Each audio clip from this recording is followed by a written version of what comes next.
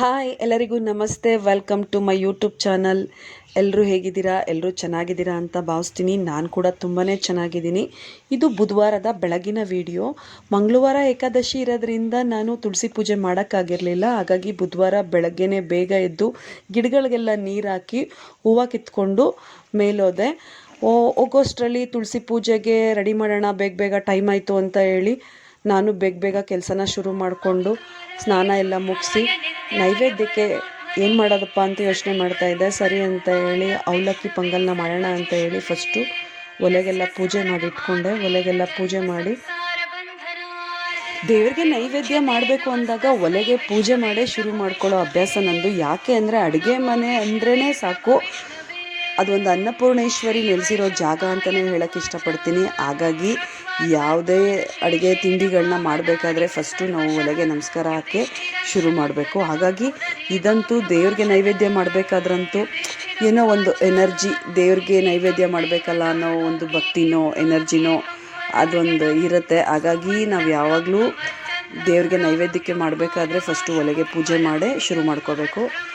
ನಾನು ಸರಿ ಅಂತ ಹೇಳಿ ಶುರು ಮಾಡಿಕೊಂಡೆ.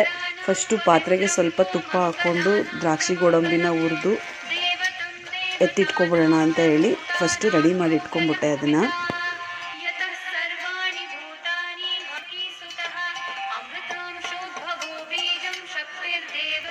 ಹಾಗೆ ಬೆಲ್ಲದ ಪಾಕಕ್ಕೂ ಕೂಡ ಇಟ್ಕೊಂಡೆ. ಬೆಲ್ಲ ಎಲ್ಲ ಪಾಕನೂ ಚೆನ್ನಾಗಿ ಬಂತು. ಅದನ್ನು ಸೋಸಿ ಅಷ್ಟಕ್ಕೆ ನಾನು ಅವಲಕ್ಕಿನ ತೊಳೆದು ರೆಡಿ ಮಾಡಿ ಇಟ್ಕೊಂಡಿದ್ದೆ.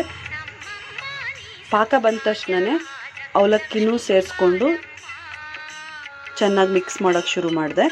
ಸರಿ ಅಂತ ಹೇಳಿ ಅದ್ರ ಜೊತೆಗೆ ಸ್ವಲ್ಪ ಒಣಗಿದ ಕೊಬ್ಬರಿನಾದರೂ ಹಾಕ್ಬೋದು, ಇಲ್ಲ ಅಂದರೆ ಹಸಿ ತೆಂಗಿನಕಾಯಿ ಆದರೂ ಹಾಕ್ಬೋದು.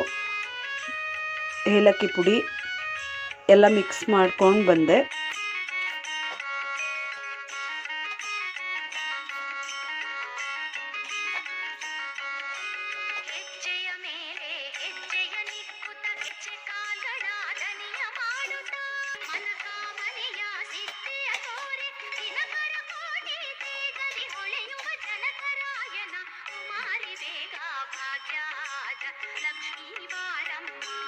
ಹುರಿದಿಟ್ಕೊಂಡಿರೋ ದ್ರಾಕ್ಷಿ ಗೋಡಂಬಿನೂ ಕೂಡ ಮಿಕ್ಸ್ ಮಾಡಿಕೊಂಡೆ.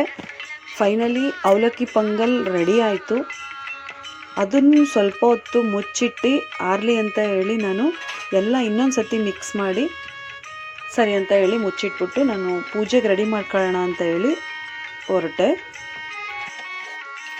ಯಾರೆಲ್ಲ ನನ್ನ ಚಾನಲ್ನ ಇನ್ನೂ ಸಬ್ಸ್ಕ್ರೈಬ್ ಆಗಿಲ್ವೋ ಈ ಕೂಡಲೇ ಸಬ್ಸ್ಕ್ರೈಬ್ ಆಗಿ, ಫಾಲೋ ಮಾಡಿ, ಶೇರ್ ಮಾಡಿ, ಕಮೆಂಟ್ ಮಾಡಿ.